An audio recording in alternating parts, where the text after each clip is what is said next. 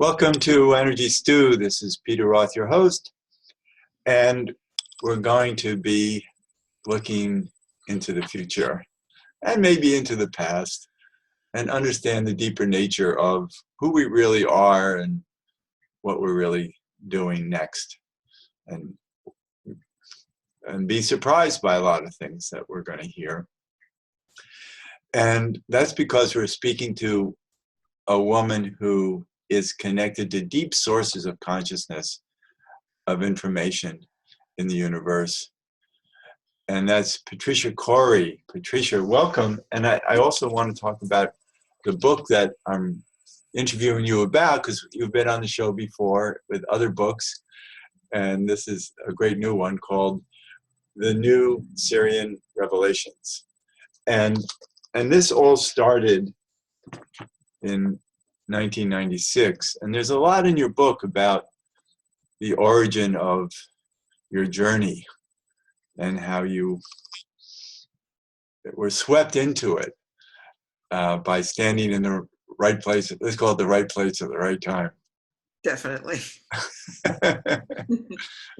So where was that place and what was the time? Well, I'd like to preface that with saying that, I've been a psychic child, and all through my life I've had that turned on, so to speak. So I've been blessed with that faculty. But in 1996, in the Julius at Crop Circle in England, I got a supercharge by being taken out of body in that crop circle. It's kind of a long story, which is, as you know, explained in the book. But basically, I was in a color therapy college in England that summer.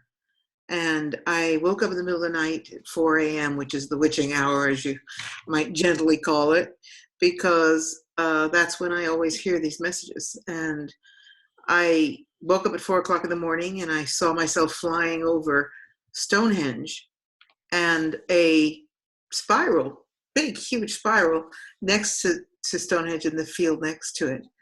And in that dream state or that waking state, I heard a voice say, pay attention. This is going to be, it's a lock-on point for interdimensional consciousness, and it's going to be very important to you. Yeah, so bam, I woke up and I had that imprint in my mind. And when I shared it with the professors of this esoteric college, one of them said, yeah, this is a crop circle. And I didn't really know very much about crop circles then. So I was like, what? What are you talking about? And a series of events happened that caused him to say, I'm taking you there. The color therapy course is not why you're here. You're here to go there. So he very kindly drove me there, and I got into my first crop circle. And of course, as far as crop circles go, it was probably one of the most important ones that ever came down. And I was taken out of my body and attuned. Again, I'm going to say that, in my opinion, is in front of every statement I'm going to make here, so that people can honor the humility behind that. But in my experience, I was taken out of my body, journeyed through a galactic LSD trip, and when I came back, I started channeling this information. And it started in 1996, and here we are 20 years later with the new Sirian Revelations, but also with the, let's say, validation of all that information that came through. Right. And that's what's important is that you receive very far out information, scientific information in those days about what's going to happen moving forward, who we are and what's around us, what are the actions going on this planet, who's doing them, and what's in store for us, an opportunity as well as in scientifically to learn more. And no one could agree with you in those days because they hadn't arrived there yet. Well, that's an important thing. At the time, the information that came out was utterly, it was bordering on, not ridiculous, but it was really pushing the envelope for people to be able to get their heads around it, because it was avant-garde. So, and the first time I ever heard about chemtrails was when I channeled the information. Nobody was talking about chemtrails or HARP or, the so many other things, microwave, the vaccination program, everything that's sort of come down the pike since then that has also awakened people to the reality of what we're facing now in this process, has been validated. So the premise of the new book is, 20 years ago we gave this information, and if you look back, you'll see that it's all come to pass. So, here are our new prophecies for a awakening. But it's not just a book about agreement of your previous books. No. It's really saying that so people can appreciate that you've been right before. Yeah. Well, there's that, and there's also the fact that it gives more ground, more substance Exactly. to the new information, and the new information is so filled with hope at a time when a lot of people are losing hope on this planet.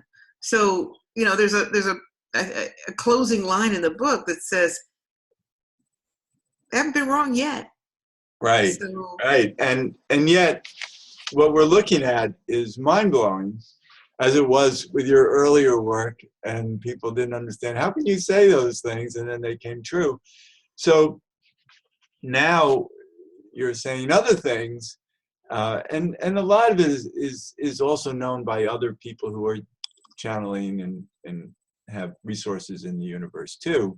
You happen to have a profound mind that can handle it and translate it into a book that can help us and ground it in who you are. And that's very important, because I think we're all understanding that we're undergoing dramatic change, and what does it all mean, and how do we hold it? And that's why your book is so important, because we want to hold it in the most informational way, let's say, and make sense of it all, because a lot of it doesn't make sense, as your previous books didn't make sense to people, and yet we know that we're in a time of upheaval right now. We're starting to see that the nature of the beast, the belly of the beast, is very obvious. But there's a lot more below the surface that we're not seeing, that you understand and put in the book. So why are we can understand, well, we're seeing the belly of the beast because the beast has to destroy itself. I've been saying lately that we can't kill the beast unless it raises its head. And we see it, then we know it's there. And so that's happening on this planet in many ways. It's and it was predicted by the Mayans, and Carl Kallerman is a good purveyor of that we're moving into a new age of consciousness, and only because our very stupid species, unfortunately, have been dumbed down a lot, and we've lived.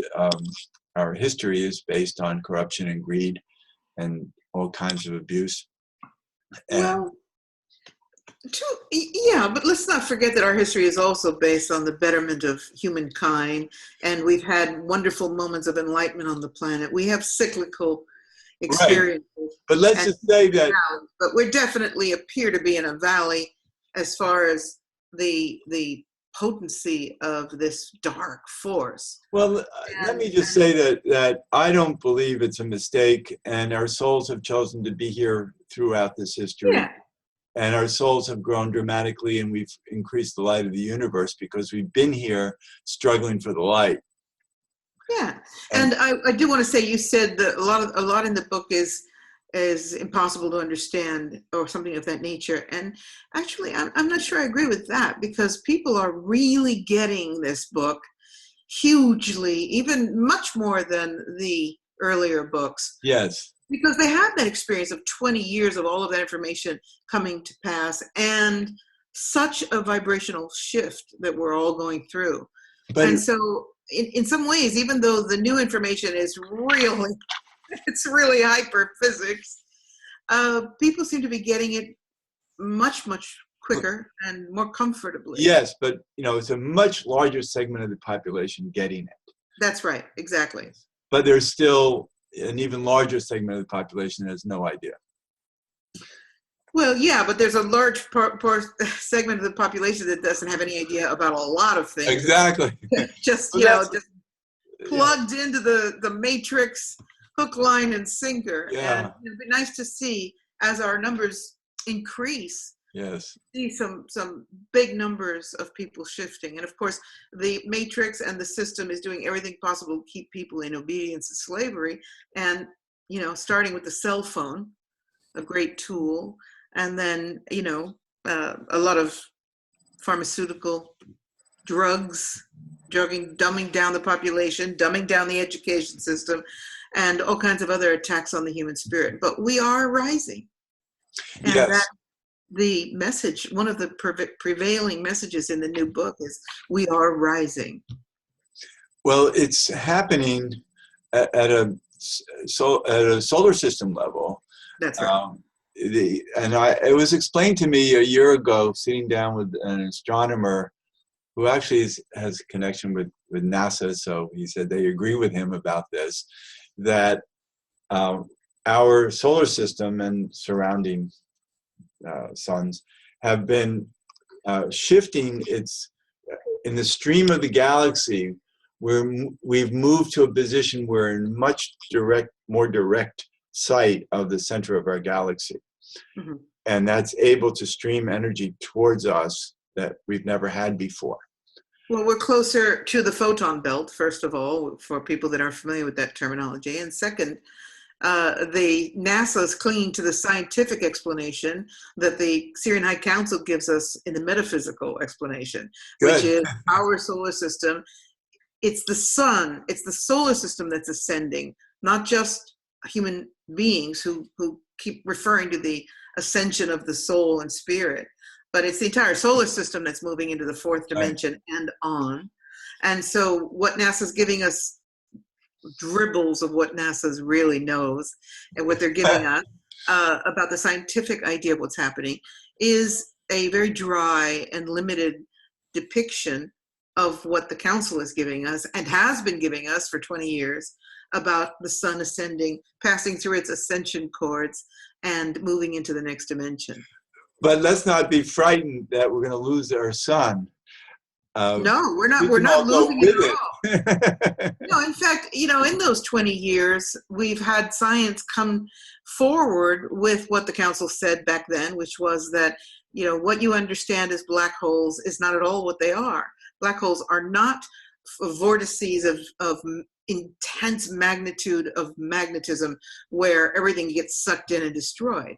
Rather, they're passageways of celestial beings that are passing to their next, through their own astral cords, to their next higher incarnation, so to speak. Right. And so now we have, with the advent of so many new scientific approaches to hyperspace and string theory and all this, we've got people like Hawking saying, yeah, maybe actually that's not right. Maybe it isn't the singularity where everything condenses and crushes into, a finite piece of carbon, but rather maybe these are passageways to other worlds and other dimensions. It's like, thank you for validating what was then considered completely heretic information coming from the council.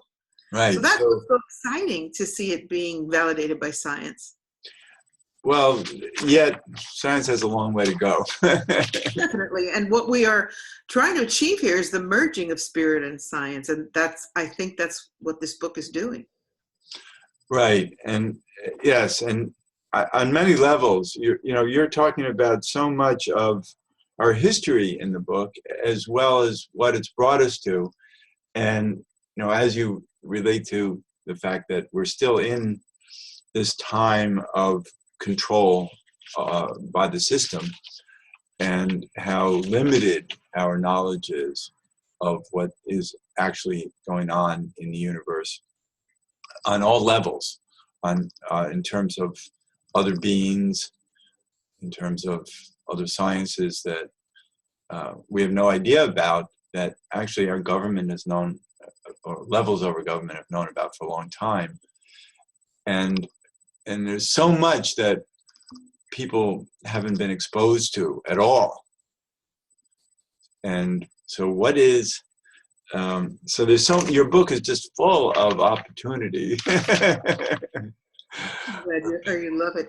I think that, we're still hearing the UFO community talking about disclosure and craft and these very three-dimensional concepts, which are valid. But I think that we're moving to another level of understanding where the three-dimensional representation of consciousness beyond our planet is going to be rather mundane compared to what really is going on in the universe, with DNA laced through the universe and life in the microbial quanta of space itself, and the consciousness of space, of the material, let's call it the material universe, and how it can be, as you read in the book, it can be altered. I love the part of the book that talks about how actually your antiquated idea of traveling in space is so dated. It's third-dimensional travel. That's, yeah, because the council in the book tell us that real travel in space is happening by simply altering the space around the craft, and connecting consciously with the space around the craft so that you can speed up the atoms.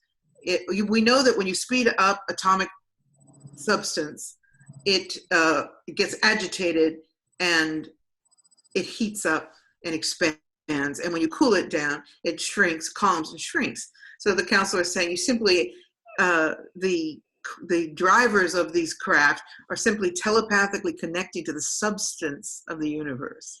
well, and yeah. how exciting is that? I mean, these are very new thoughts, new ways of understanding. But this is how science is connecting to spirituality, because we're finding that the entire universe is conscious. That's right. And everything is intelligent, and it has its. People don't realize that form can't exist unless it was intelligent. Otherwise, you'd just be, helter-skelter, electrons running all over the place, and no form. Are finally starting to get the idea that substance, matter, is energy. And how many wise humans have talked about mind over matter and all of these paradigms that we've used over centuries to describe that. But now we're getting to the gritty here. We're understanding that everything is energy, and there are only the illusions of boundaries and borders. Exactly. It's all illusion. Yeah. We're just on this plane. We're all in agreement in human form to agree to the same illusions.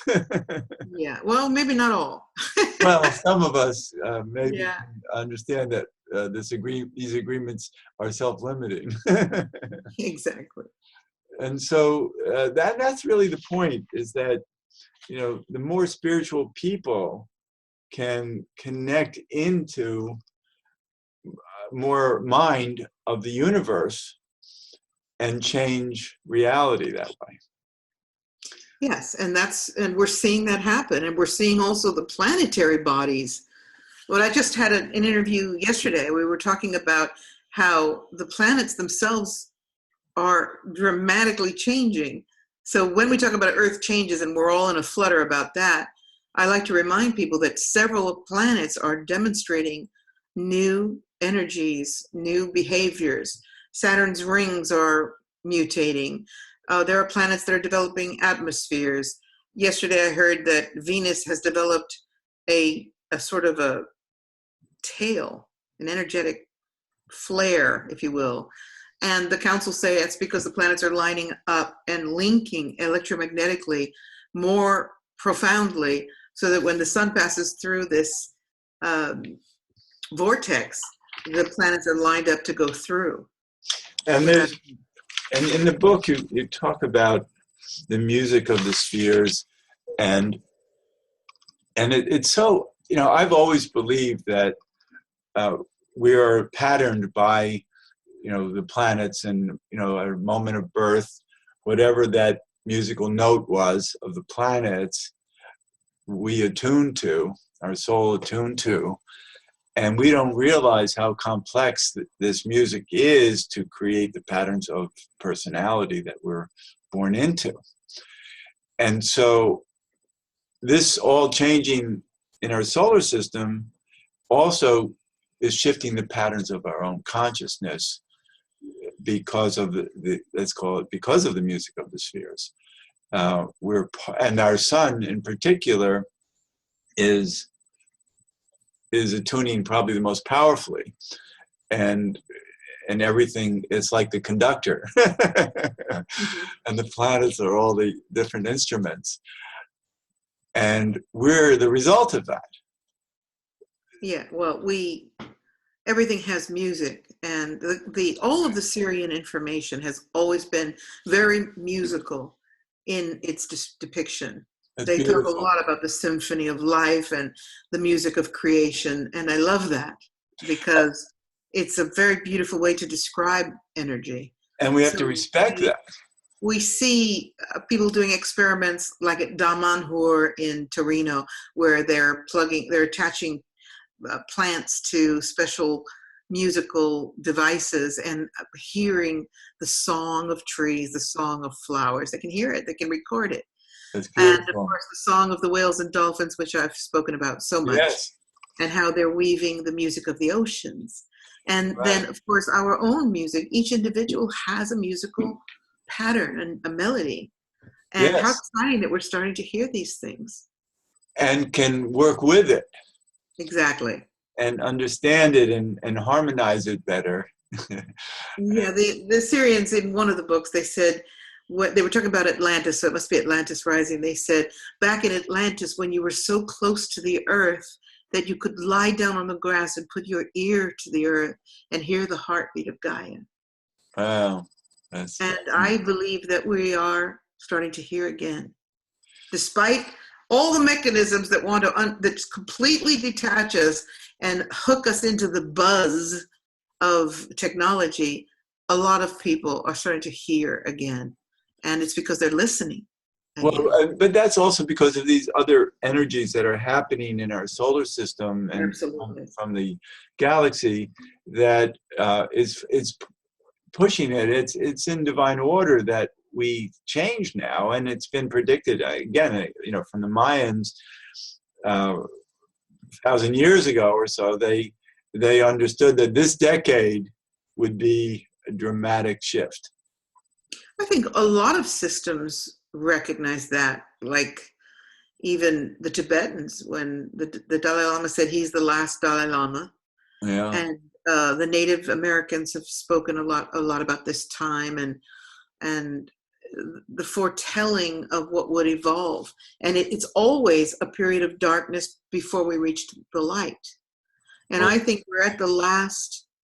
There's been a long darkness. I think we've pretty much coming to an end with it, and that we in our lifetimes are going to see this golden age. I don't think it's wishful thinking. I think we're there. Well, I don't want to think about a lifetime. It's happening now. That's right. Because we're in chaos right now. Everything, all the toxicity is being revealed, and people will push themselves to find greater truth. Yeah, well, taking down the darkness or shining light in the darkness means having to confront it. And so, yeah, it's just chaos in a way, and yet, as the council always say, there is divine order in chaos. Trust it. Right. And that's why we have to also respect the whole journey of humanity to get where it is now and what purpose it serves. And as I said earlier, I really believe our souls have chosen this journey in order to come to greater light. And because it's all about evolution through truth, beauty, and goodness. And we just have to keep finding that everywhere we can. And that's right. And I think humanity has always been striving for that through limited means. I'd like to think humanity has always been striving for goodness, but the truth is, like I said earlier, we've had these peaks and valleys in civilization, and where the meter has pointed, or let's say tilted, to different sides of the polar alternatives, and we're coming through this dark time. It's almost like the dark age, as far as everything that's being imposed on humanity to stifle us, and the birth of the Renaissance came out of the dark age. So I like to tell people that. Remember that they were burning witches just a couple of centuries ago, and from that time of ignorance and repression came the Renaissance. So the great masters, the great art, the great music came from that. And here we are again. We've had the same imposition of just taking away humanity as much as possible. In the way, and I like, we are on the uptick right, of right. what comes from that. And I refer to what Carl Kalleman has said. He's been on my show before, and a number of times, and he reminds us in those early ages when perspective was discovered, and we can't imagine the mind didn't know how to draw perspective, but never did until it did. And so all of a sudden the mind started to see more three-dimensional space. And you said, it could always see that. No, it couldn't. And then finally it could see it, could put it into its art. Now all of a sudden, we have no idea what we're going to see moving forward. And it's going to be incredible. So yeah. That to me, that really shows us what our minds can't comprehend that will soon. Well, I think that we're becoming very clearly acquiring the perspective of the next dimension, and it's challenging. It's challenging. But you're a great ambassador of this new dimension. So I want to come back, because we're really at the end of the show, and remind people that the book is the new Sirian Revelations. It's Galactic Prophecies for the Ascending Human Collective. Patricia Cori, C-O-R-I. How can people find you, or a website, or what? My website is patriciacori.com. I also have a website called SirianRevelations.net. And I'm all over the internet. I do lots of interviews, and I'm on social media. So if they look for Patricia Cori, they'll find me. And I'm so happy to talk with you. You're wonderful, and hopefully we can talk some more, because I enjoyed so much. Thanks, Patricia. Thanks, Peter. You take care, and thank you for all the good work you're doing. Thank you. And this is Peter Roth, host of Energy Stew at prn.fm. I can be reached at peter@heartriver, HEART, river.org, or 212-222-7748. I'd love to hear from you, and thanks so much for listening.